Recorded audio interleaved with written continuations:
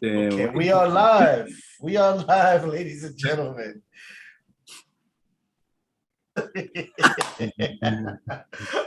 We live. Ladies and gentlemen, good evening.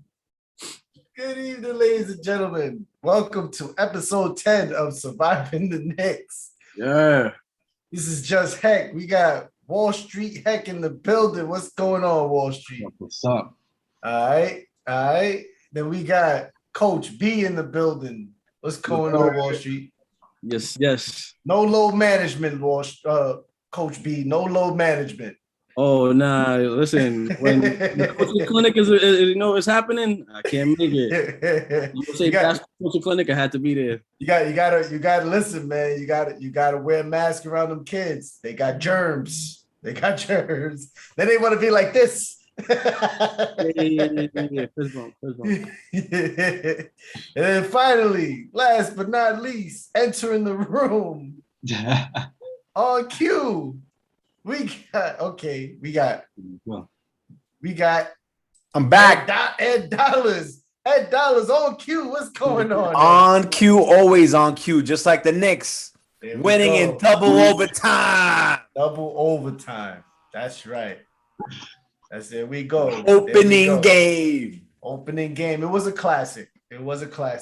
So for those who didn't watch, the Knicks won by 4 points, 138 to 134, in a new era classic basketball game of shooting.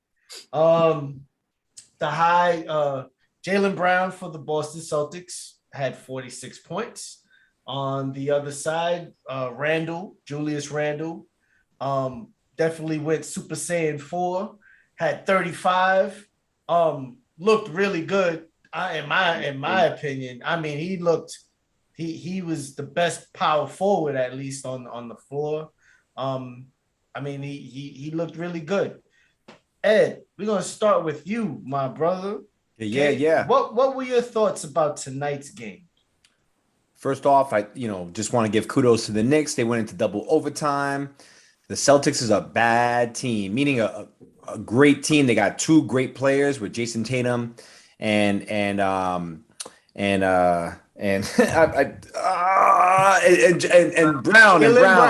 Jaylen Brown was killing us today. Put some respect on that name. Put some respect on that name right there. Jaylen Brown was killing us with 46 points. But you know what? I got to give the team resolve. You know, when I watched today, I watched two teams.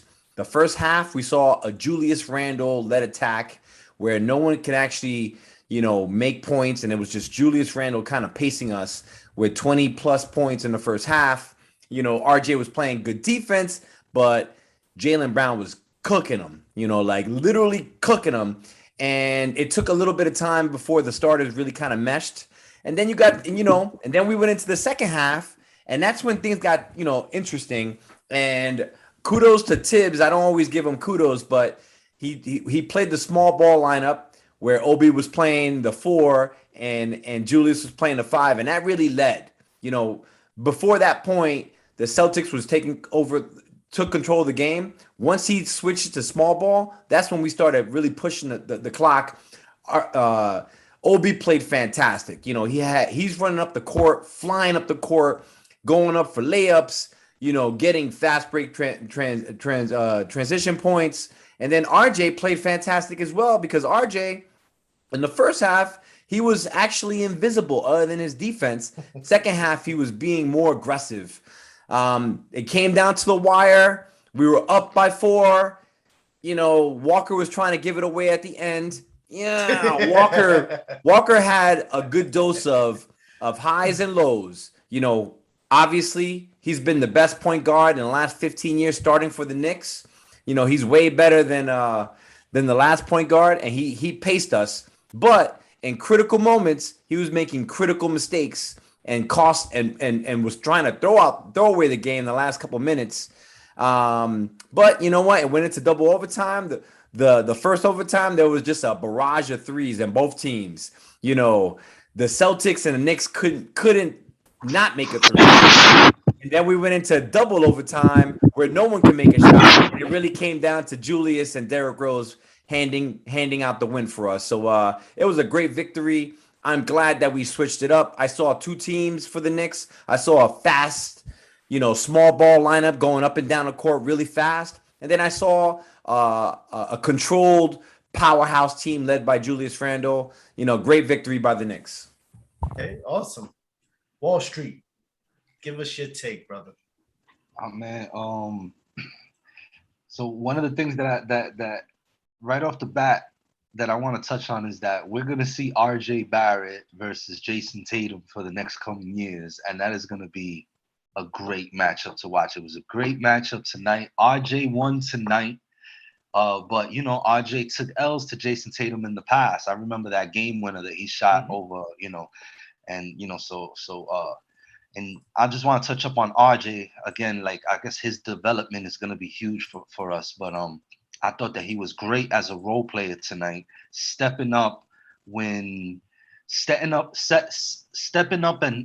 taking some momentum and being able to get some big buckets and kind of like get the momentum back on our side, but then still being able to step back and let Julius go, let Evan Fournier go, and kind of, let everybody get into their rhythm. Another thing that I saw, Tibbs made adjustments. I thought that was great. We should not have even been in overtime. So there's going to be some growing pains. And so this is going to be something that they could look back on tape. And I thought that they were having some fun tonight. I thought that Kimba was having some fun. It was like a big celebration. And the game didn't really get down into the nitty gritty until the third and the fourth quarter. And then they started playing like they wanted it. You started really feeling that Madison Square Garden energy. But so I felt like the Knicks, they just got to get a little meaner, a little tougher, stop playing around so much. And, later on down the season, they might close out these games without having to go into double overtime. I guess that's it. I wrote down a bunch of things, man. But all in all, great game, great energy. I loved watching today's game. It was great to be a Knicks fan today, man. Oh, totally. All right, the infamous Coach B. What you got, brother? Man, the NBA is always better when the Knicks are good. And, like, we put on a show tonight. Like, today's game was a lot. It was a lot, to have the overtime because, again, like Wall Street had said, we could have won in regulation. So, like, I don't think Kimba kind of gave it away, but he definitely made some mistakes down the stretch. Overall, we started out the game fairly decent. We made some shots. Boston kind of went on a run, and then Julius Randle, he had a big second closing to the second half where he made like 5 in a row or something like that, and like that definitely brought the energy. For me, some of the big like things that happened during the game was we tied in the rebounding battle, so like we got to win the rebounding battle more. Jericho Sims came in for a little bit, gave us some decent minutes. Like he almost caught a lob, and that one, it would have brought the house down a little bit early. Like, but definitely playing big didn't help us tonight. It was terrible. It was terrible. No. He didn't play much. Listen, he came in.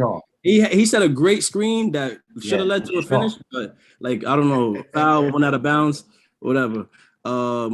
Definitely Evan Fournier came out firing, and like you need that because as a 6'7" guard, like he has that game that's like okay, he could go on a run, and it's a lot easier for him than like RJ or Alec Burks. He's just a better shooter at this point in his career, so that was really dope.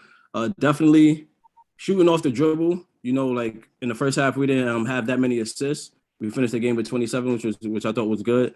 But definitely, we need better ball movement and better like flowing through the offense as far as like just getting off the dribble because Julius Randle has those moments where he can make 5 in a row and then he'll miss the next 3. And literally, he'll miss the next 3 possessions that we have, and it sets us back. So I didn't like that. But the defense was shaky early on, and then we turned it on. I liked the third quarter and fourth quarter up until the whole overtime situation. And then in the overtime, like that first overtime, nobody missed, man. 7 straight threes. That's crazy. Both teams was crazy. Early on for like the first 10 shots. Exciting, After but it was nothing but threes. And then after that, everybody's leg died out. The adrenaline was over. Yeah. But like we pulled through, man. And Derrick Rose came through. Today was his day. Him and Kimba are gonna have to trade off, and today was Derrick Rose's day to finish the game. And shout out to Obi. Obi, he earned all the minutes he got today. He ain't playing the 3, but he ain't playing the 3. that 4 and 5, that 4 and 5 with him and Julius Randle, they both gotta get tougher on defense, but it worked today. So big game. So he was looking like a young stat out there, man, running up and down, banging everything. We gotta give him more minutes. Definitely, he gotta play more. So I want to trade for Jaylen Brown, by the way. So Wallstreet Hec, you didn't talk a lot. So I need you to answer this question from the YouTube community. Okay, we got a question from Daniel Badu, who's watching right now. Shout out to Clearview Daniel. Daniel wants to know, what did you think of Tibbs' rotation tonight? Oh man, yeah, it's a tough situation, but he's sticking to his guns. He did 8-man rotation. He ran the hell out of everybody. The only reason Kemba Walker came out the game, there must have been some medical director up to what, like get this dude out the game. He only got 48 minutes. He only played 48 minutes. But that's the only reason Derrick Rose even got in the game, But besides that, he ran them like horses. I was off when I was predicting our lineups. I was way off. I'll admit it. I was wrong off the board. And so, Tibbs got his lineup and he's running his lineup. Obi needs minutes. Obi wants to play, and they need to stop. He needs to take a few less threes, man. They need to attack the basket. At one point in overtime, like Coach said, everybody was shooting the lights out. Then everybody's legs ran out. Then everybody started missing.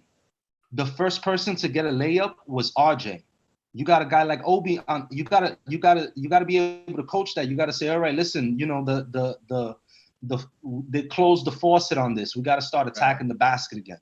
So, the rotation is the rotation. What do I feel about it? I don't love it. I would love to go a little bit bigger, a little bit stronger, gobble up more rebounds, and, just play a little bigger and, slow the game down, play our pace and dominate on defense, get more layups, get more dunks. It was fun to see.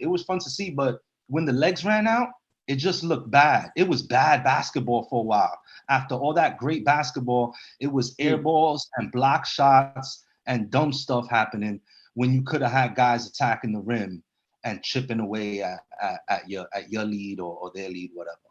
Gotcha. Yeah. Okay. Daniel said word. So moving on to the next segment, I think you guys hit around the button. You guys pretty much said what I would say. I would add that Jason Tatum did go 7 for 30. If he goes 10 for 30, you might have caught an L. No, he went 7 for 30 because RJ was locking him up. That's right. Before we go to the next segment, the problem with the Knicks right now as constructed is we're gonna have issues when the opposing teams have multiple big wings.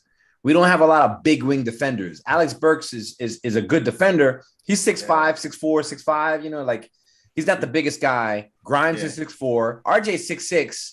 Free Kevin. And then we don't got, and Knox doesn't play. So we don't really got a lot of wing defenders.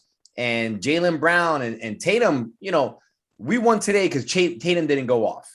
Yeah. Jaylen Brown scored. He scored whatever he scored, and usually that's what Tatum and Jaylen would still score about the same amount. But if Tatum scored a little bit more, they would have won. Luckily, RJ had him, and RJ had Tatum, Jaylen as well. But at one point, I saw Randall guard Tatum, and Randall did a good job. Yeah. But he can't defend at the perimeter. No way. You know what I'm saying? Yeah. There's no way he's gonna be able to defend on the perimeter. Another thing I wanted to say was, what's up with Quickly, man? We went into double overtime and Quick played 8 minutes. He's in the doghouse, brother. Well, he did look a little sketchy during the game.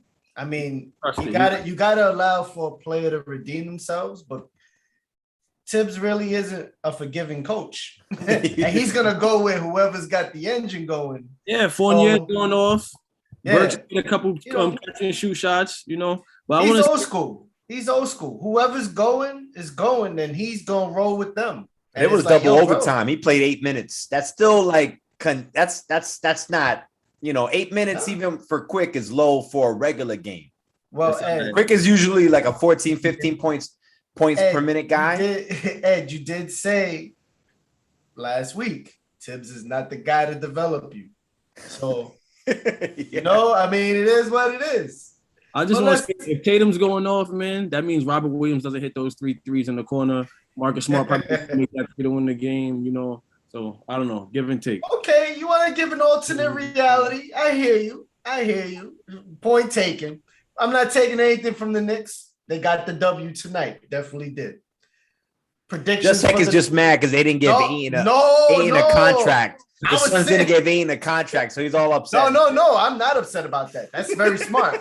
But we'll talk about that at another juncture. That's smart. That's smart money right there. But anyway, predictions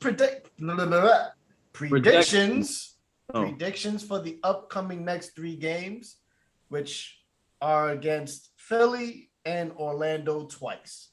Obviously, Philly, those 3 games, they're not necessarily gimmies because no game is a gimme in the NBA. But you got Philly going through some mental turmoil with Ben Simmons just showing up to not show up. And you got Orlando being Orlando. Okay. I don't know. Either way, I think they should be 4-0, but you never know. Wallstreet, let's start with you, my brother. What do you project for the next 3 games? Like, what do you see for the Knicks in those 3 games? What do you think their record is going to be after tonight's game? I wouldn't be surprised if we give up a L for game 2 because they're gonna be tired. When is the next game? How many days we got off? Because we need it's Friday. Yeah. We're gonna need a week off after today's game. So let's see if Kevin Knox and Quickly get a lot of minutes. Like, I wouldn't be shocked. I wouldn't be shocked if on Friday these guys that didn't get minutes tonight get more minutes. They're playing Orlando though, and it's a back-to-back. It's not a back-to-back, but it's Orlando on Friday in Orlando, and then it's in the Garden on Sunday. So, yeah. So that sounds pretty grueling for there's soft spots in the schedule and there's tough spots in the schedule, but we played tonight a tough game, double overtime, and now we going to Orlando on Friday and then coming back to New York on Sunday, and then facing who after that? The Sixers. Then the Sixers. The Sixers on here Tuesday. in the Garden. Yes, I think. Yeah, I wouldn't be surprised. That's on TNT. That's a TNT game. Yeah, I wouldn't be surprised if we gave up one of those games, but we'll definitely be up for the Sixers. That's gonna be a game. That's gonna be a game that the Knicks are gonna come ready to rock for. I just have a feeling, but I wouldn't be surprised if we stunk it up. Maybe and you saw it tonight. Players that come to the Garden, they have great games. Jason Tatum came out and had like one of the best games of his career. You getting some gas? Just using your squeegee. No gas, no squeegee. No gas. So the Garden, I always said that the Garden is one of the toughest home games in the league because there's a lot of pressure put on even the Knicks. And then the guys that are coming to the Garden, they're coming ready to play. When they come to the Garden, they're going to do things that they never did in their entire career because it's probably their only shot sometimes. So I wouldn't be surprised if we gave up a game to Orlando at home, maybe even over there. But I hope we're ready for Philly. Okay. Daniel thinks that they're going to go 2-1. He just put that out there towards y'all. Ed, what are your thoughts? Next 3 games. Dan. First of all, I invited Dan to play basketball on Monday. He was scared, so he didn't want no smoke Daniel on Monday. Dan, you ain't never gonna see Daniel. Just give that. He didn't want no smoke from the 46-year-old. He didn't want no smoke from tonight's show. We're gonna put that out there. I invited him and Ryan. You know, today gave me a lot of hope, man. I'm like super excited for the Knicks. There was a lot of hate on Evan Fournier. I thought he shot way too much, but my man in overtime, he hit 3 threes in a row. I mean, he really wanted to win the game against the Celtics. You know, Kemba, again, our position of weakness was the point guard position. And Kemba, although he had a lot of slips, overall is still way positive than what we had in the past. Tandem with Derrick Rose is strong. And then Obi. You know, guys, Obi may be a hidden gem. We were always talking about RJ and how the Knicks will do well if RJ does well. I wasn't even thinking about Obi. And now we got this other thing going on with Obi. Obi's running the court like faster than everyone. If he had someone to push the ball up ahead, he'd have another like 10 more points. He has his hand up for alley-oops almost every single play.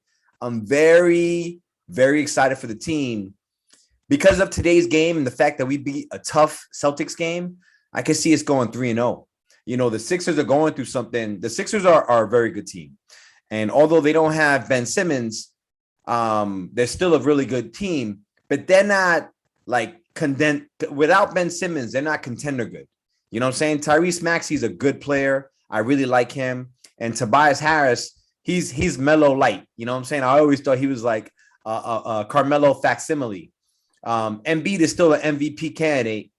And Curry, you know, that's why we have a better front office now, because in the past we should have snagged up Curry because he was on waiver wires like 3-4 times. And now he's a starting shooting guard for a contending team. But they're going through some mental situations right now. You know, they're playing good. They played their team tough today. They won today, but it was a struggle. You know what I'm saying? Because of today's momentum, I can see us playing against 2 whack Orlando teams because Orlando's trash. Make no mistake about that. I can see us going into the Sixers game 3-0, and with that momentum, winning against the Sixers at home. I can see us going 4-0. So Ed, you don't want no smoke, Dan. You don't want no smoke. Daniel said you were right that he was shaking in his little space boots and his Dr. Evil voice. $1 billion. Ed, quick question.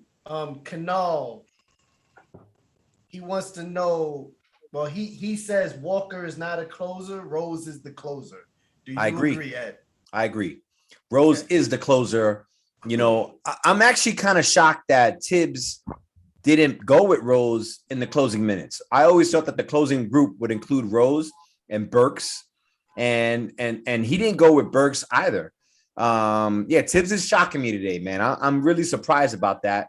I think it has something to do with the fact that they were playing the Celtics, and maybe Tibbs is one of those guys that was like, "Yo, I want you to get back at the team that let you go." Along with Evan Fournier, those 2 players made some defensive mistakes. You know, mistakes that if we highlight, he would be like, "You're out." But I think he gave him a little bit more leeway because we're playing the Celtics. But I don't foresee that going on on a go-for basis. I think Rose would definitely be the closer. Evan Fournier was a killer tonight. There's make no mistake about it. But Alex Burks is a very good defensive player and makes, you know, good shots as well. I can see him. I can see both Walker and Evan on the bench for the closing minutes. Okay, yeah. Like the last, you know, minute and a half of every game. Canal said let Walker eat in the second and third quarter. Right? Coach B, you got your hand raised up. I saw you, brother. My fault. Yo, this ain't third grade, man. Why you raising your hand, brother? Listen. Let him have it, Coach. Hey, you kind of stole my take. Oh my goodness, you got to mute that, brother. Technology issues over there. Anyway, I wanted to say 3-0 straight off the back, but Sixers ain't play half bad, man, and they got Drummond. Drummond had 17 rebounds off the bench. That's tough. But definitely we're gonna kill Orlando. You know, Orlando is playing Mo Bamba and Cole Anthony. Shout out to the New York guys, but they don't got nothing. RJ Hampton, Jalen Suggs. Hey there, you getting some gas? I'm just using your squeegee. Well, no gas, no squeegee. You gotta turn that website off, bro. But definitely the 76ers game is definitely the game that we want to win, another division game. And I think coming off out of today, you know, Obi, you know, being able to run the floor like you said, and it'll definitely be a good matchup as far as like to see how they play Embiid and Drummond versus Julius Randle. Mitchell Robinson gave us some decent minutes, man, and I think that he'll be able to compete with both of those guys. And then Taj Gibson, when he comes back, being able to space the floor as a shooter is another big thing, you know, because he made a lot of threes in the preseason. So I'm looking forward to that. So like depending on, the Sixers will definitely win the rebound battle, but our guard play is way better than theirs. So like we should go 3-0. It'll be tough. The Sixers game is gonna be tough, and it's a division game. You know, Tibbs probably gonna play the guys 40 minutes like he did tonight. Hopefully he doesn't do that versus Orlando. That way they're rested, and the Sixers will be coming off playing the Thunder that the game before. So they're in super rebound mode. The Thunder. So. I just want to give a quick shout out to Joel Embiid by saying, I don't respect that man. You know, when Doc Rivers kicked Ben Simmons out of practice because he didn't want to go into a defensive drill, Embiid was like, you know what? We can't be babysitting players no more, man. I don't care about that guy. I don't care what he does. Yo, someone had to say it. I'm glad he said it. I know we're not going to get into it, but yeah. I got you. Although I would still trade for Ben Simmons and trade quickly for Ben Simmons, I think Embiid said the right thing. Okay. All right. Moving along. Great takes. Very, very great takes. So we missed out on doing this last week. We got caught up with the whole Kyrie COVID thing. Ed really, really wanted to talk about that. I'm tired of Kanye Irving, but predictions for the season. So people want to know what you guys think. What are the Knicks? You know, what are your predictions for the Knicks? What do you think their finishing records are? And you know, just know that the record that you state, we will revisit at the end of the season.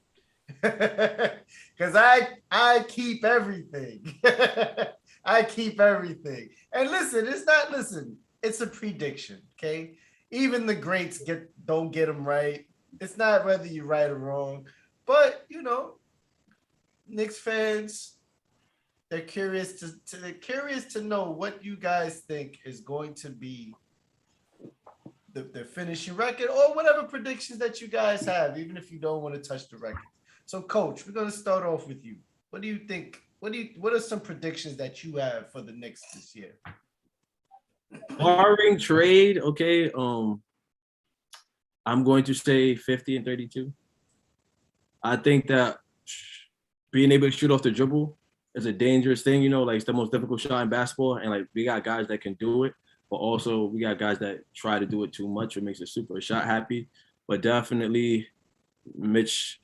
When he got in the game, you know, he did what he was supposed to do. And we have an assortment of bigs. Like Marcus Smart was a good anchor for their team. So if we could find a vocal leader, kind of like the way Taj Gibson is, or like if we get that out of Mitchell Robinson, our wins could be a lot higher. So I think that's going to be great for us. We're going to shoot a lot of threes. You know, RJ did a great job on defense today. That's going to be great for us. Obi topping for 6-man. All right, hot take. Definitely. I loved his energy. Let's see that on Twitter. Yo, I think like we gonna get it out there, but I think like just like Obi's energy and like the way he plays, like he gets so many easy baskets off of lobs, you know, when the guys find him. So like, yeah, it's gonna make the game so much more fun. And you know, we're gonna space the floor with shooting, and Julius Randle's gonna do what he does, you know, and he's gonna take all the shots anyway. So it's perfect. 50-32. So I'm guessing that'll probably be like the 5th, 4th seed. I think the East is going to be good this year. East is good this year. I think. So shout out to Ryan Fallon. He made a point. We were talking. and he said that this might be the first time in a while that the East might be better than the West, might be more competitive. I don't know. I mean, when I'm thinking about all the teams, there's a lot of competition. And, think about all the guys that came over from the West to the East and have enhanced the talent pool. So, definitely, coach. Definitely. So I'm going to throw some stuff at once everybody finishes talking, because we got Canal. He's got some predictions that we're going to put up. We're going to do a thumbs up, thumbs down. We're going to do a group one, though. Ed. Yo. What are some predictions that you got for the upcoming season for the Knicks, brother? All right, I got a couple, actually. Yeah, let's do it. Many. Last year, we were 41-31 in a 4th seed, right? We played 72 games. So we're playing 10 more games more. We got Evan Fournier and Kemba Walker, 2 better guards than what we had in prior years. We had Alfred Payton. So the Alfred Payton substitution effect must go into play. So you know what? Assuming that there's 10 more games, right? And we win 50% of those games, I'm going to go with the Knicks will be 46-36 for the season. The East got better. The Bucks won the championship. Brooklyn, although they lost Kyrie Irving, they still are a strong team. They're bound to they want to prove people wrong. Miami got Kyle Lowry. You know what I'm saying? Philly's still there. Atlanta beat us in the playoffs, and they're strong. Although we were the 4th seed, I can see us fighting for the 5th and 6th seed, and us ultimately being the 5th seed, beating out Philadelphia for that 5th bucket. I can see the Celtics, the 7th seed, and I can see Charlotte coming into the playoffs. Okay. You know what I'm saying? Okay. Obi is going to do well. Obi's not going to be the 6th man of the year, though. I could see him, being in the conversation. He's not going to be he's not going to be 6th man of the year. There's just you had Jordan Clarkson on Utah, scoring 25 points like he did today. There's a lot of other scorers out there, and usually they give that award to scorers. I can see Julius Randle making the All-Star game. I can see Julius Randle making an All-NBA team, probably 3rd team NBA, All-NBA. Playoffs, we face Brooklyn, Miami. We get beat in the 1st round. Ooh, I see us getting beat in the 1st round. Okay. Yep. I see injuries. I foresee injuries. Kemba Walker's going to get hurt. I can see it already. Derrick Rose is getting hurt too. And then quickly will be the point guard for a little bit of time and won't do well. Do I see a massive trade this year? I don't see a big trade this year.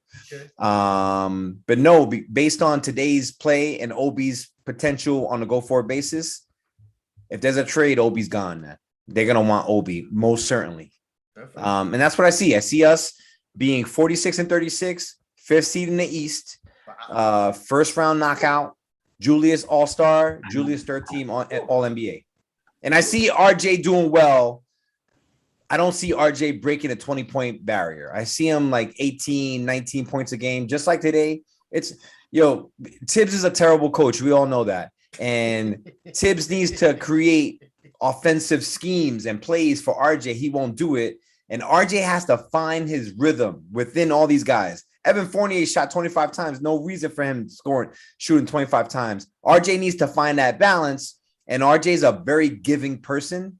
And he's guarding the best player. And I feel like he's always going to shoot maybe 12 to 16 times a game. That may not yield 20 points a game. I hear you. Man, Ed with the hot takes. Yeah, go ahead.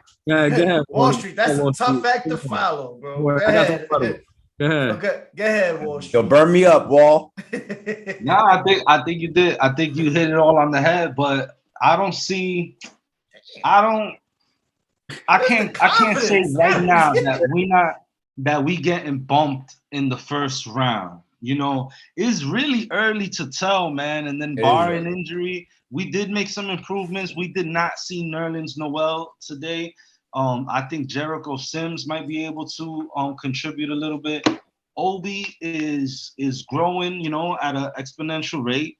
So I don't see a reason why I would right now be like, listen, we'll probably get into the playoffs, but even if to say we definitely get in the playoffs, but we're gonna get bumped in the first round. The only way we're gonna get, I would say that we're definitely getting bumped in the first round is if we're an 8th seed and we face Milwaukee, right in the first round.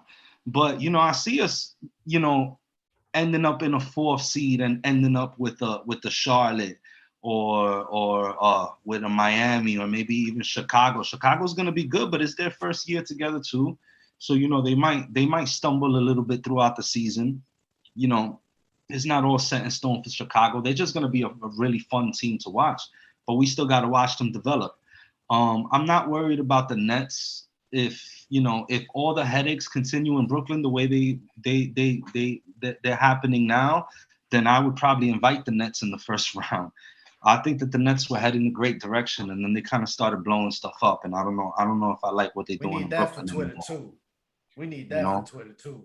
Yeah, they were headed in the right direction. They were headed in the right direction. They were about to be the Kings of New York, but I see that title slipping through the hands. Possibly, we'll see what happens. They're definitely, for me, not a playoff team, but maybe they have a good regular season. That's coach's team. That's Coach B's team. I think that we got the potential to have a really good regular season, and if we have a really good regular season and we sneak back into a 4th spot or even better, highly unlikely, but let's say we get into a 3rd spot. And, we got to see one of these teams that barely got in. The East is good on the top side, but on the bottom side, there's a lot of teams that are rebuilding. So those bottom side teams are going to be your 8th seed and your 7th seed.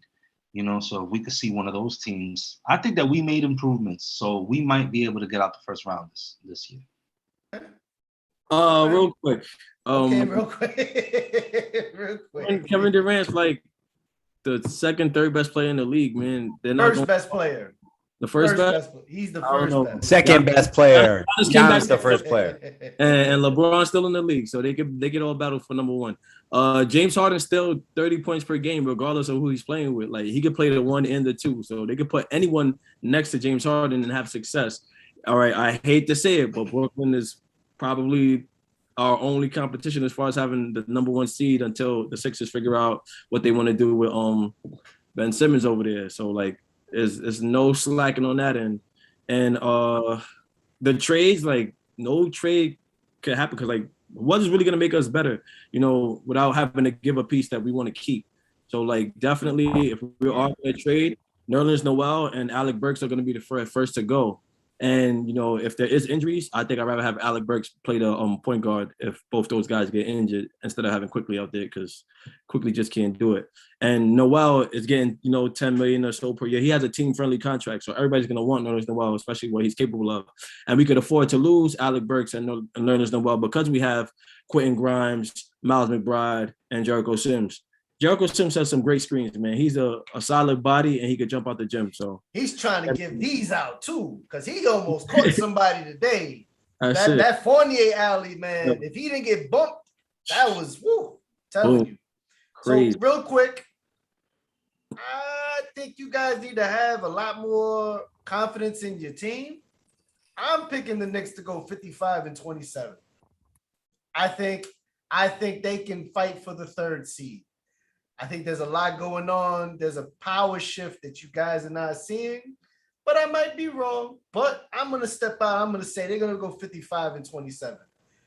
Julius Randle will definitely make a 2nd team All-NBA if he keeps playing like he did tonight. The kid's got moves. He's next level. Last year, I kind of thought it was a fluke. This year, that first game, man, he had both. It was the back down, the post, and he had the perimeter. He had that kid Grant. He had that kid Grant going through emotions, man. Like he couldn't do.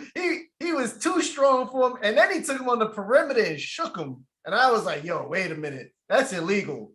He need to stop." But anyway, fellas, Wait. Before you go into the fellas in the third segment. No. We're not going to the fourth segment yet. We got some YouTube stuff. Okay. I was about to say that you said 55. 55. You know, Vegas has the Knicks at 41.5. Last year, Vegas had the Knicks at 24.5, and we got 41 games, and that is like 40, an anomaly. It was 46 games. It wasn't 41. It was like 46 or something like that. It was more than 41. No, it's 41.5. I got like $1,000 on it. Okay. So for this year to be that differential, that would be the second anomaly in a row. Very unlikely. Very unlikely. Phoenix went to the finals last year. Anomalies happen all the time. Anomalies happen all the time. Anyway, moving forward. Well, we got some YouTube stuff first. So I'm gonna pick each one of y'all random. Just give a short, quick take. Canal says Rose for 6 men. Wall Street, thumbs up, thumbs down. What you got? Rose for 6 man. I don't know, man. That's gonna be a lot man. of thumbs up, thumbs down. What you think? Thumbs down, man. There's gonna be a lot of competition for that role. Okay. I agree. Okay. Ed Daniel says Obi for most improved player. Thumbs up, thumbs down. Okay. What? Ed got him for I mean, the way he was playing tonight, Ed, your mic. Yeah.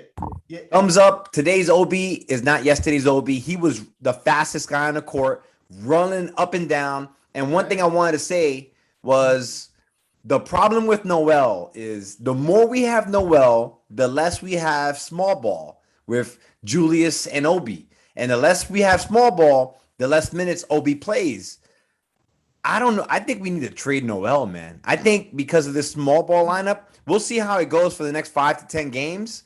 But I actually want Noel not to play for like 3 or 4 games and see how it goes for Obi, because he's trying to make a play to average 25 minutes a game.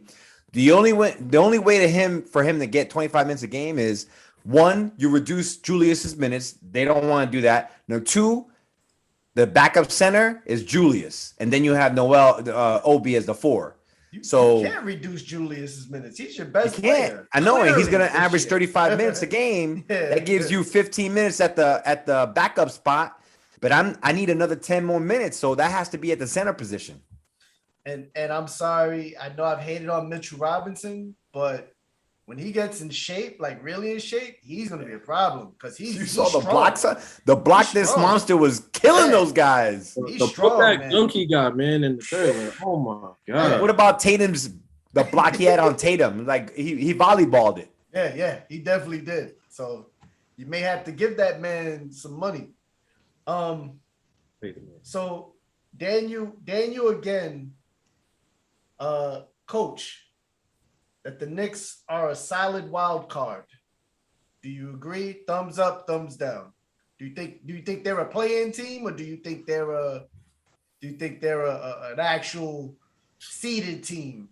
Thumbs down, man. There's no way they're this exciting and they get below 6. Like it don't add up to me. Like especially the way Julius Randle's gonna get his 20 to 24 game.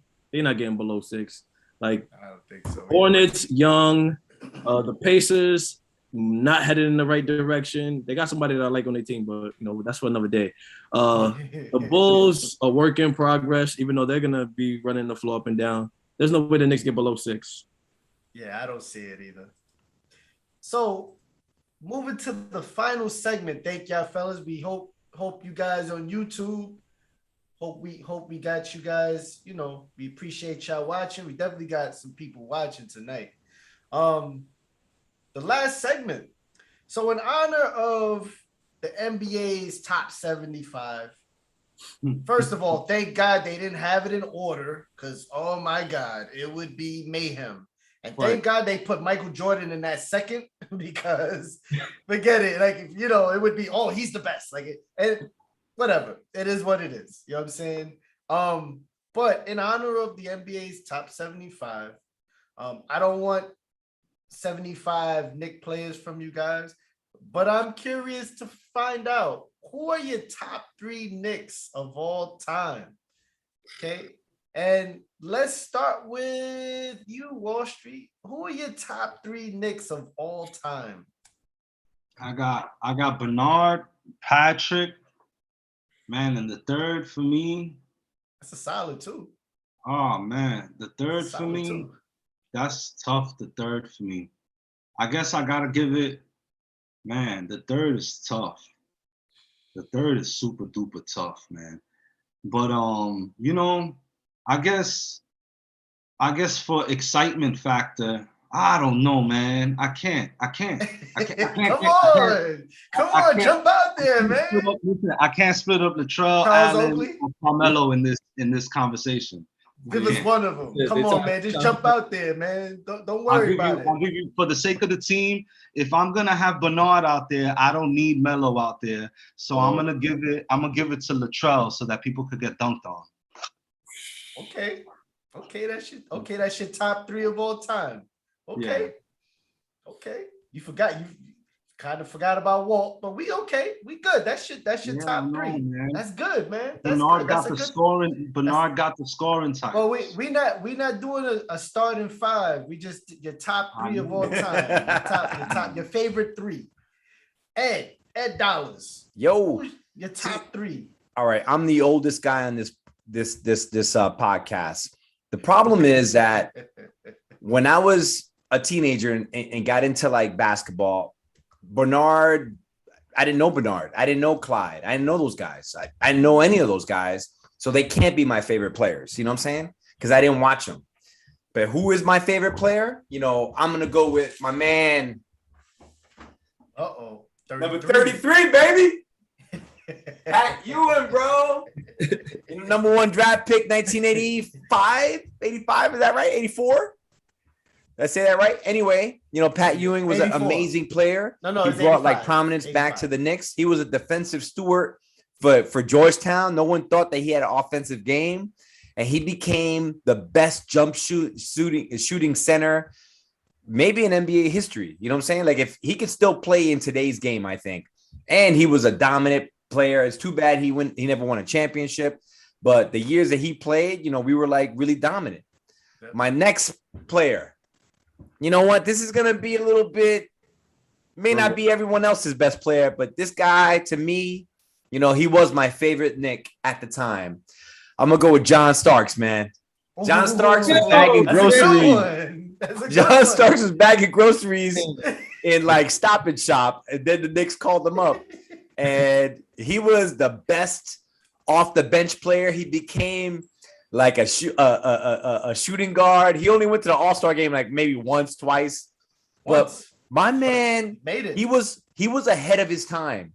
The way he shot then, if he shot today, he'd probably make $100 million. Every day he sees himself in the mirror, he says like, yo, if I was born today, I'd be making $100 million. I mean, I loved his game, man. And Michael Jordan is my favorite player, you know, which is like kind of lunacy as a Knicks fan.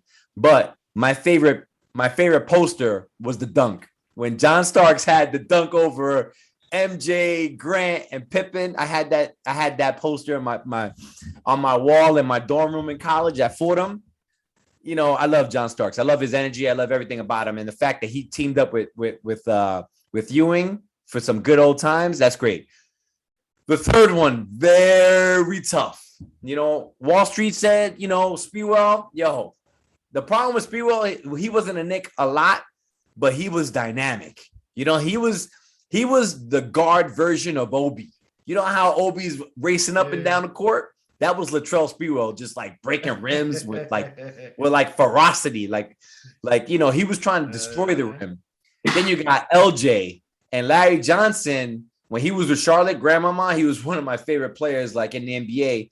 When he came to Knicks, he had a back issue. He couldn't play the same way, but he developed another grittiness to him. And then he had the 4-point play in the playoffs. Yes, Indiana. But the guy I really liked, and I still like, and I met recently, Allen Houston, man. $100 million man. Yo, and I like him strictly because of the shot he did on Miami. You know, he beat our nemesis.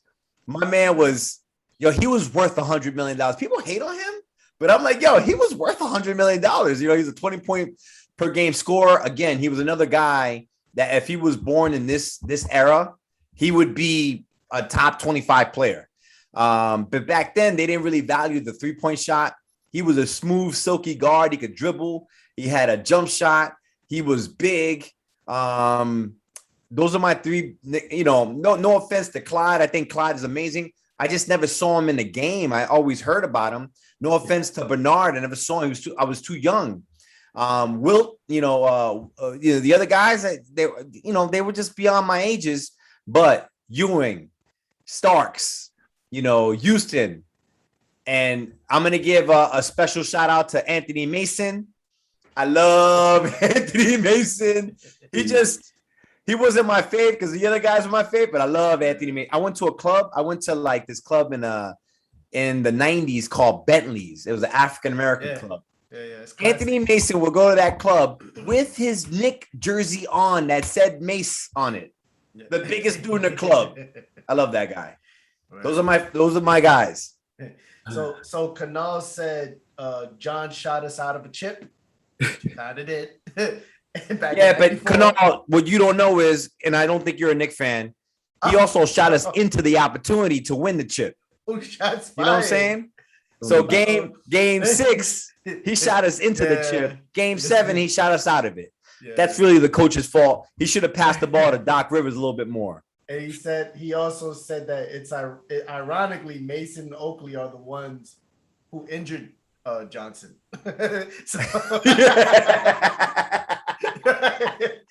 So shout out to Canal because that shit was funny.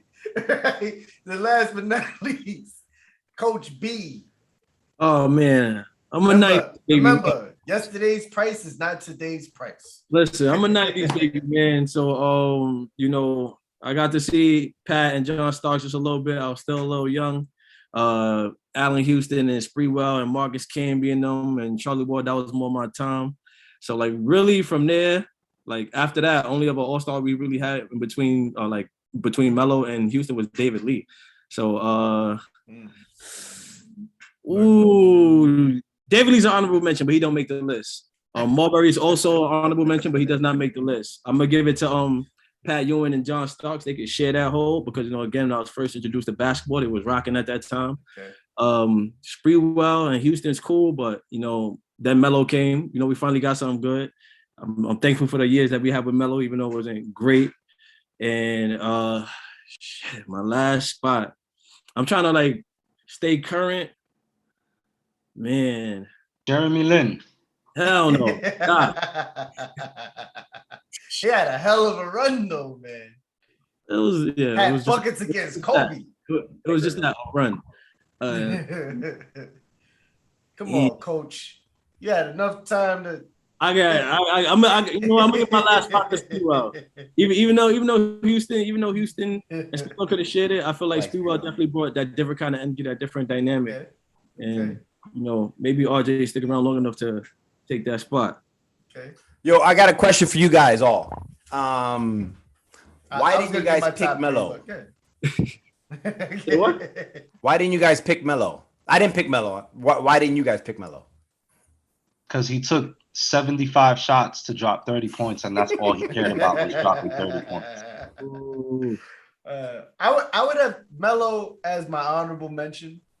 So growing up, when I started watching basketball, I had an uncle who was a super basketball enthusiast. So I watched tapes, like these old dusty tapes. And I watched I watched Clyde Frazier. I watched Bernard King. I watched Bernard King before the knee injury. You know what I'm saying? I watched a lot of different players. So that's part of me as a historian comes from an old uncle that I had, rest in peace. He always shows reruns, but, man. But I watched a bunch of different guys, you know what I'm saying? Because I'd come in and I'd be like, yo, Ewing is the best. And he'd be like, watch this. And I'd be like, okay, Ewing may not be the best, but, he's the best that I'm seeing right now. If I had to pick 3, my 3 would be Ewing, Oakley, and Starks. Those would be my 3 favorites. Big Oak. Oak, there was a game. I mean, Ewing was Ewing. You know what I'm saying? He was the best, and then Shaq came, and it changed the game a little bit. Oakley, there was a game. It was a first-round series against the New Jersey Nets, and Derek Coleman was talking smack the whole like leading up to the playoffs. He's like, no one on the Knicks can see me. You know, who they gonna put on me? The reporter said Oakley. He's like, yeah, okay. First game, Oakley comes out. They leave him wide open. He's just shooting, hitting buckets, hitting jump shots. I'm like, yo, this dude is crazy. He forced Derrick Rose to come out to guard him. I was like, yo, and then outside of like him being like the protector and being the guy, you know, and then Starks. How could you not love Starks? Jordan won't ever give him the credit he deserves just because he's a chump in a way. But Starks gave him hell, okay? And Ed, if you could recall, remember when they got Charles Smith? They went out and got Rolando Blackman, right? Okay, good. Yes, Blackman was good. Ended up being Bones, but remember that first game of the season when they played the Bulls and they rocked them by like 30? Bro, that was their year, man. And Jordan took it from him. Charles Smith is another player that, again, if he was born in this era, he would be considered a top 25 player. He could do everything, but Charles Smith back then he was soft. 6'10". They said he was soft. Today he 230. would be super skilled. Yeah, totally. He came from the Clippers too. They came from the Clippers. Came from the Clippers. Oh man, but fellas, this has been a great show. Shout out to Daniel. Oh, Daniel asked, I'm sorry, Daniel. Daniel asked, any love for Amari? Pre-fire extinguisher punch. No, I'm seeing thumbs down. Ed won't even acknowledge the question. I used to love Amari. Amari was my favorite NBA player. But he was more of a Sun than he was a Knick. And the Knicks didn't do much with Amari, meaning when they won the 50 games, he was hurt. You know what I'm saying? So it's like I can't really put him on there. Right. And last one, because I thank everybody for watching out there. Kanal says everyone hates Smith for one sequence, but Starks gets a pass. Yeah. I mean, because he had another sequence. He had the dunk, Kanal. Come on, man. Yeah. Yo, Ed wants all the smoke, y'all. Don't play with Ed when it comes to But anyhow, thank everybody for watching out there. I want to thank my brothers for making it tonight. Ed Dollars, Wallstreet Hec, Coach B. Listen, fellas, people out there watching, catch us on Twitter. All right, we want all the smoke on Twitter. Catch us on Twitter. We be on there. Instagram, we're posting. Show us love on Instagram. Follow us. Subscribe to the channel, our YouTube channel. Let's get that merch going. We got to talk after the podcast. Let's get that merch. Definitely. Overtime. The other overtime. The other overtime. No, man, definitely follow us. Listen, these guys, these three fellas right here are the truest Knicks fans that I know. They keep it real. They're not, I got a friend that said the Knicks would get 60 wins. I think I'm going to stop being his friend because I can't deal with that kind of nonsense. Okay. Listen, he's nuts. But anyhow, thank everyone for tuning in. Appreciate y'all. Appreciate y'all. Appreciate everybody watching tonight. Fellas, it's been real. I've been Just.Hek. Good job, Just.Hek. Well, signing off, y'all. Peace. Later, guys. The next one. Hopefully the Knicks are 4-0 next week. Click that subscribe button. Click that subscribe and the bell.